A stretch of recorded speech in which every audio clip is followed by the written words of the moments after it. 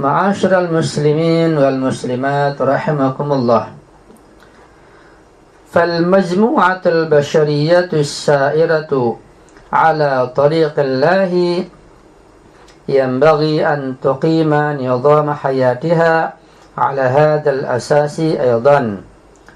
Oleh karena itu, maka sekelompok umat manusia yang sedang berjalan menuju jalan Allah Subhanahu wa taala seharusnya dan selayaknya agar mendirikan dan menjalankan undang-undang kehidupannya berdasarkan rahmat Allah Subhanahu wa taala juga. Artinya ketika Allah menciptakan seluruh ciptaannya termasuk manusia dengan dasar rahmatnya, maka sudah seharusnya dan selayaknya semua manusia menjalankan kehidupannya, menjalankan semua yang mereka lakukan berdasarkan kasih sayang dan rahmat juga. Wa an tukhrina mawaqifaha birrahmati wal mahabbah wa an tatrukal 'unfa ila al mawadhi'id daruriyah.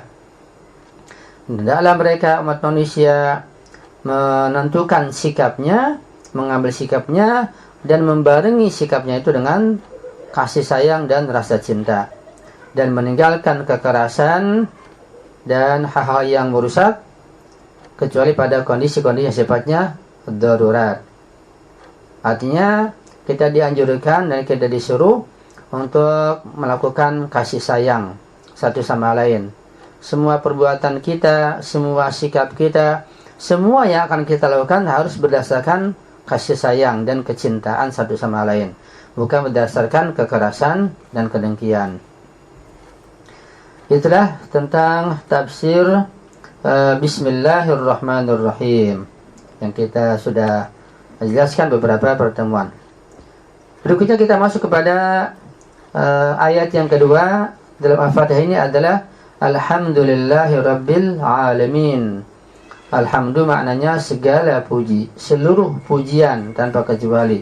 Lillahi hanya bagi Allah, hanya milik Allah. Rabbil alamin, Allah yang Maha pengatur al-alamin seluruh alam semesta ini. Al-alamu maghmurun fi rahmatihi ta'ala. Alam semesta ini itu dipenuhi dengan rahmat Allah Subhanahu wa ta'ala. Ba'dal basmalati ya'ti awwal wajibatil ibadi wa huwa ayyastahdara daman mabda'a alabil wujud wa ni'amahu lam wa tanahiyah. Hadhihi an-ni'am allati tuhituna wa ta'muru wujudana wa tahdina ila ma'rifatillahi min jihatin wa tadfa'una ala tariqil ubudiyyati min jihatin ukhra.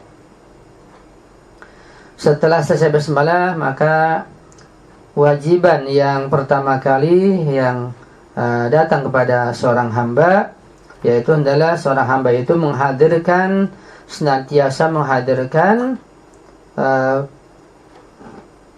pencipta alam semesta ini, yang mengawali alam wujud ini, dan yang telah menciptakan dan menurunkan nikmat-nikmatnya yang tak terhingga, pemilik nikmat yang tak terbatas. Nikmat-nikmat ini telah meliputi kita. Nikmat tersebut sampai kepada kita dan meramaikan wujud kita, dan semua nikmat tersebut memberi petunjuk dan hidayah kepada kita untuk menuju ma'rifat kepada Allah Subhanahu wa ta'ala. Itu dari satu sisi. Dari sisi lain, semua nikmat tersebut mendorong kita untuk sampai kepada pencapaian jalan-jalan ubudiyah, jalan-jalan penghambaan kepada Allah Subhanahu wa ta'ala. Wa indama naqulu anna ni'ama tushakkilu dafi'an wa muharrikan ala tariqil ubudiyyati li'anna al-insana mafthurun 'ala al-bahthi an sahibin ni'mati hinama tasluhun ni'matu wa mafthurun 'ala ayyashkura al-mun'ima 'ala in'amihi. Beliau mengatakan dan menulis bahwa ketika kita mengatakan bahwa berbagai macam nikmat itu dapat mendorong dan menggerakkan kita menuju jalan ubudiyah, karena seluruh manusia tanpa kecuali itu memiliki fitrah untuk senantiasa mencari dan meneliti siapa pemberi nikmatnya ketika nikmat telah dia terimanya. Dan manusia diberikan fitrah hendaklah senantiasa bersyukur, berterima kasih kepada sang pemberi nikmat atas berbagai nikmat yang telah diberikan kepadanya. Jadi jelas bahwa nikmat-nikmat yang ada yang kita terima, nikmat iman, nikmat Islam, nikmat materi, nikmat non-materi, semua nikmat tersebut dapat mendorong kita menuju pada jalan ubudiyah, jalan penghambaan pada Allah Subhanahu wa ta'ala. Dan di sini dijelaskan bahwa manusia itu secara fitrah senantiasa ketika mendapat nikmat senantiasa mencari siapa pemberi nikmat tersebut. Ya. Kenapa manusia ketika diberi nikmat mencari pemberi nikmatnya? Tujuannya adalah agar ia ingin mensyukuri nikmat yang telah diberikan kepadanya. Ketika kita menerima nikmat wujud sekarang ini, kita berada sebagai manusia. Allah ciptakan kita sebagai manusia. Allah juga memberikan kita berbagai macam nikmat. Nikmat yang ada di dalam tubuh kita, nikmat pandangan, nikmat pendengaran, nikmat berbicara, nikmat yang lainnya, nikmat makan, minum, tidur, dan macam-macam nikmat.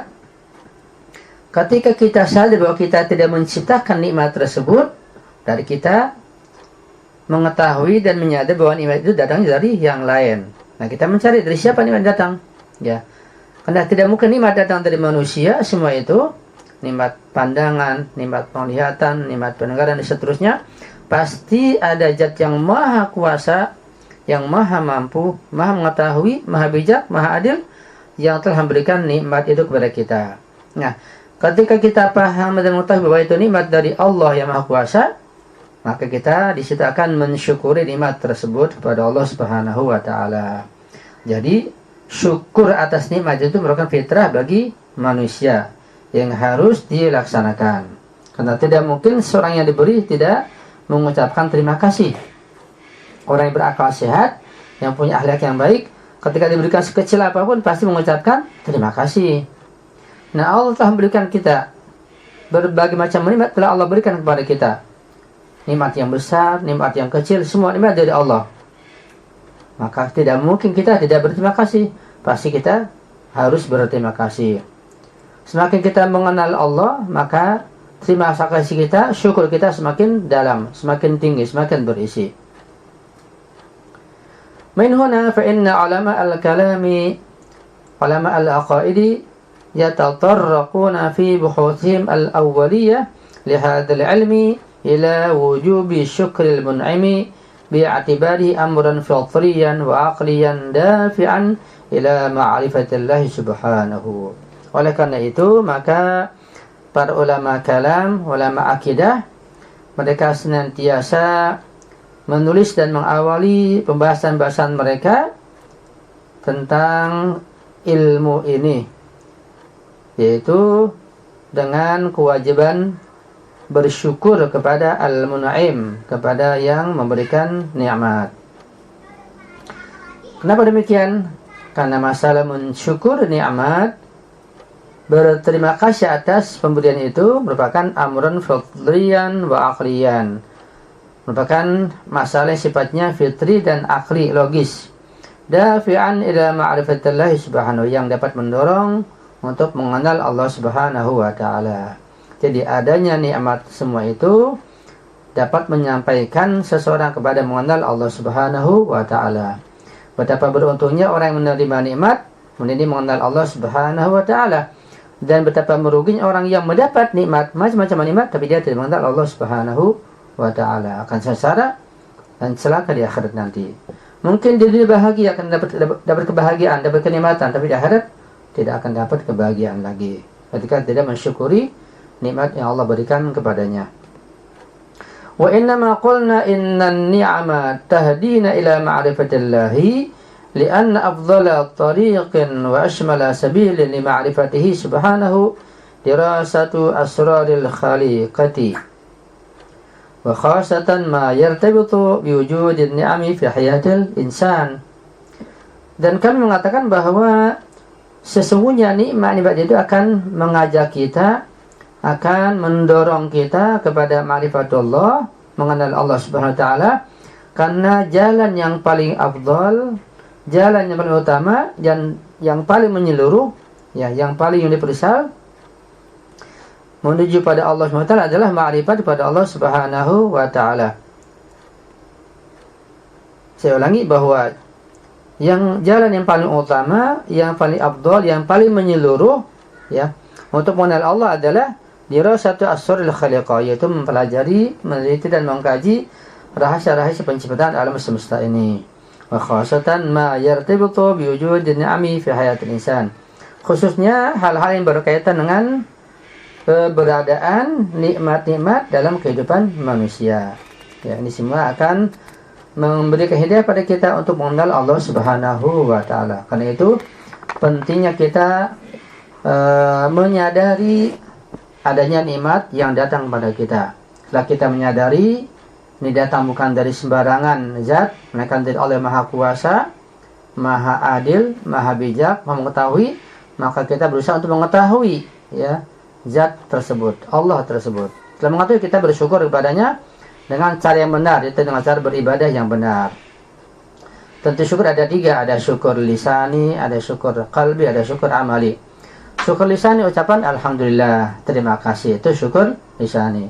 Syukur qalbi itu keyakinan hati bahwa ini nikmat datangnya dari Allah Subhanahu wa taala.